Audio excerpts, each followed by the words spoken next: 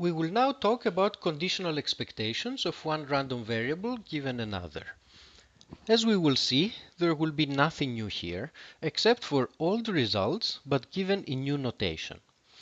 Any PMF has an associated expectation, and so conditional PMFs also have associated expectations, which we call conditional expectations.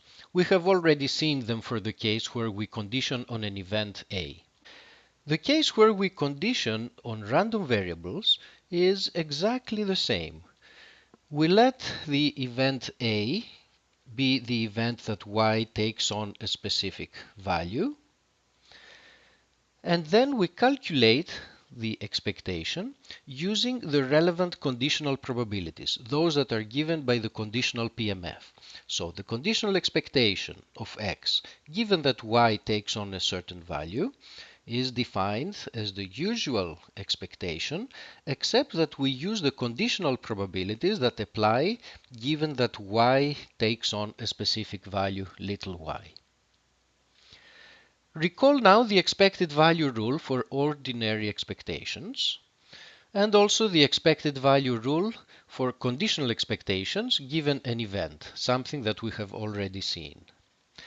Now, in PMF notation, the expected value rule takes a similar form.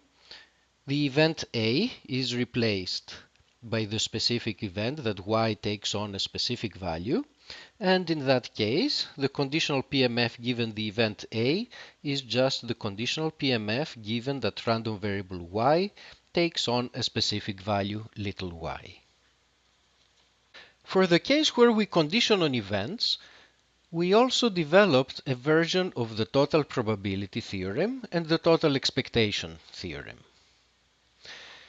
We can do the same when we condition on random variables. So suppose that the sample space has been partitioned into n disjoint scenarios.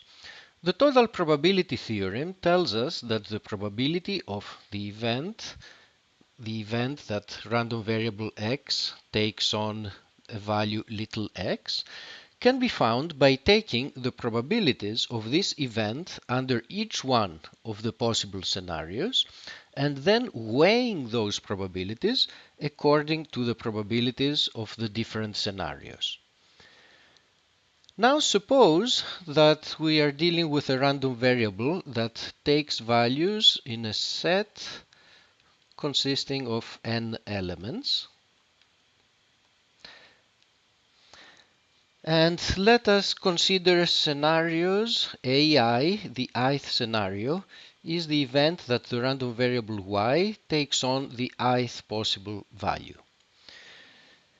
We can apply the total probability theorem to this situation.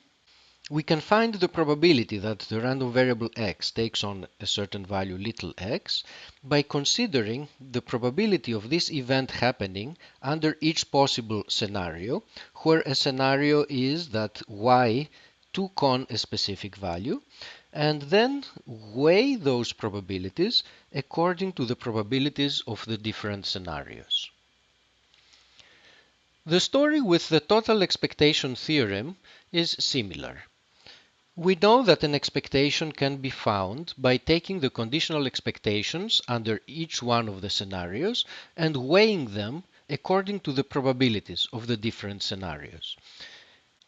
Again, let the event that y takes on a specific value be a different scenario, and with this correspondence, we obtain the following version of the total expectation theorem.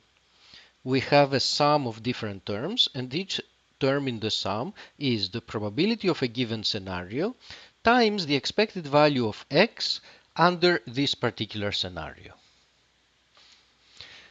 At this point, I have to add a comment of a more mathematical flavor. We have been talking about a partition of the sample space into finitely many scenarios. But if y takes on values in a discrete but infinite set, for example, if y can take on any integer value, the argument that we have given is not quite complete.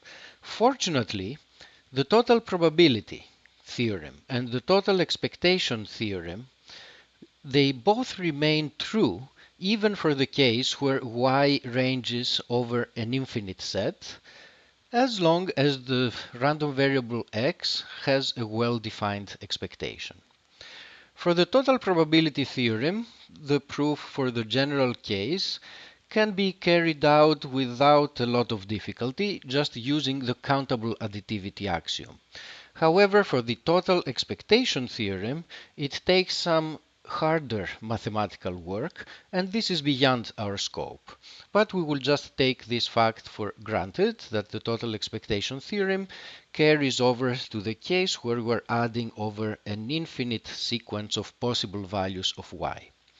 In the rest of the course, we will often use the total expectation theorem, including in cases where y ranges over an infinite discrete set.